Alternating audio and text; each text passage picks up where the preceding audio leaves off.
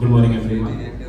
Today we will be discussing the case of a resilient graft. So I'm Dr. Arpit Agarwal, third year PG Amrita Hospital, and my mentor is Dr. Anand Radhakrishnan, senior consultant, cornea specialist, Amrita Hospital.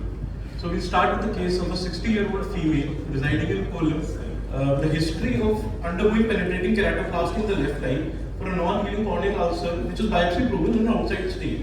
In March 2024, she developed redness and pain in the left eye and was injected with an intravitreal injection due to suspicion of endophthalmitis, again done at an outside hospital. But in April 2024 is when the patient came to us and presented us in Amrita. So anterior segment examination on 25th April, the visual acuity in the right eye was 6/6, but left eye told another story.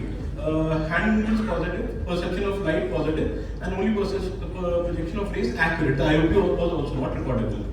So on anterior slit lamp examination, there was corneal edema. There was a dense greyish white corneal infiltrate involving both the graft and host cornea, denser temporally reaching the limbus, and there was an endothelial exudate.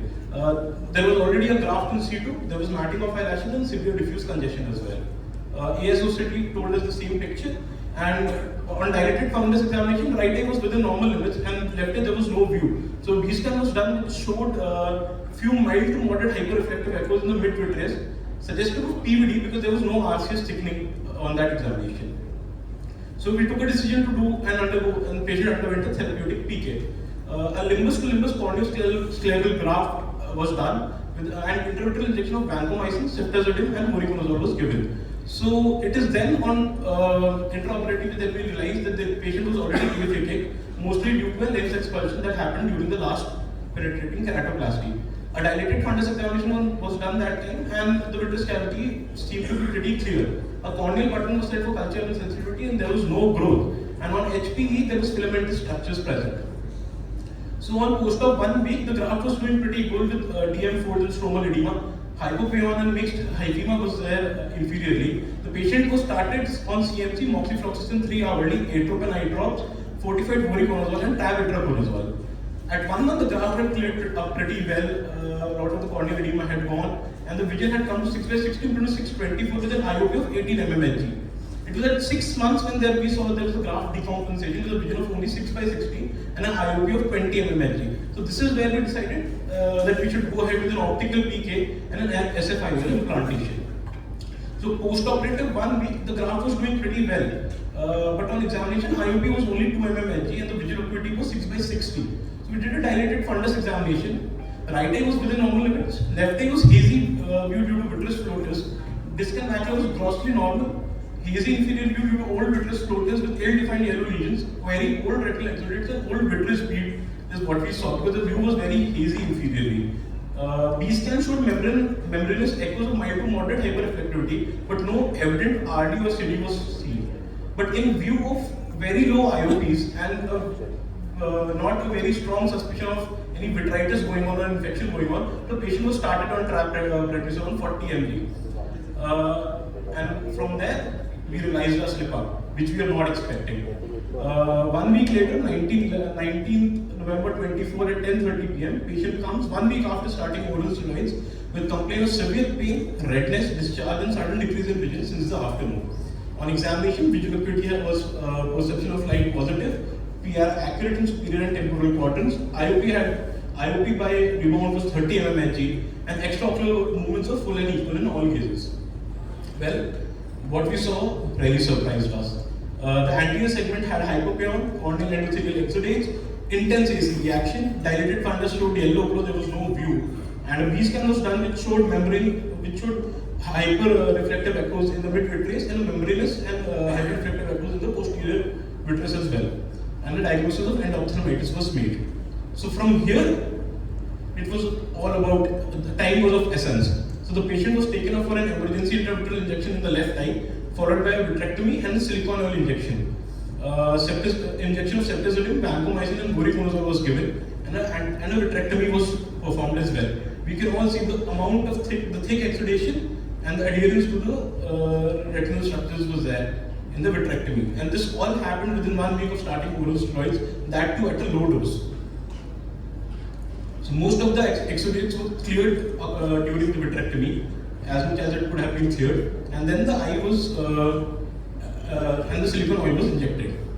So post-operatively 1 week, the graft had cleared up pretty well, much to our surprise. All of the hypopyon had resolved, the exudates had resolved, and the visual acuity had come to 6/60, which was pre-operative to the vitrectomy. Dilated fundus showed scattered hemorrhages and no evidence of any exudates. Thank you. Thank you, Arpit, for the presentation. I think I apologize to Nina that it was basically an endophthalmitis case, not exactly in my domain. I think with people like Dr. Giridhar sitting here. The decision to give systemic therapy, steroid therapy was taken when we found that the IOP was very low.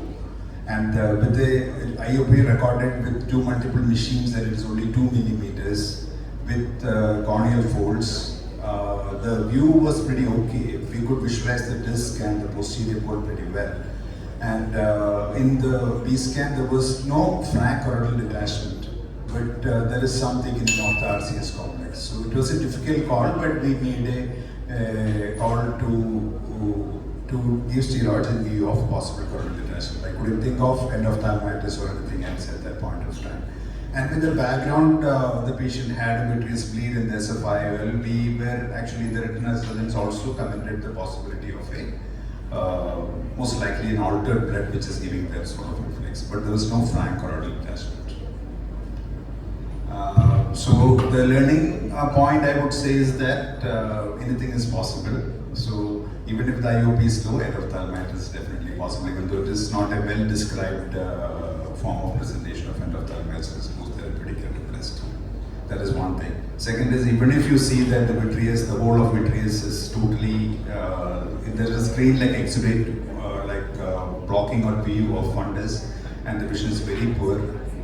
We should not play God, we should leave it open, and we should consider the option of vitrectomy and try to salvage vision. So don't lose hope even in bad cases like this.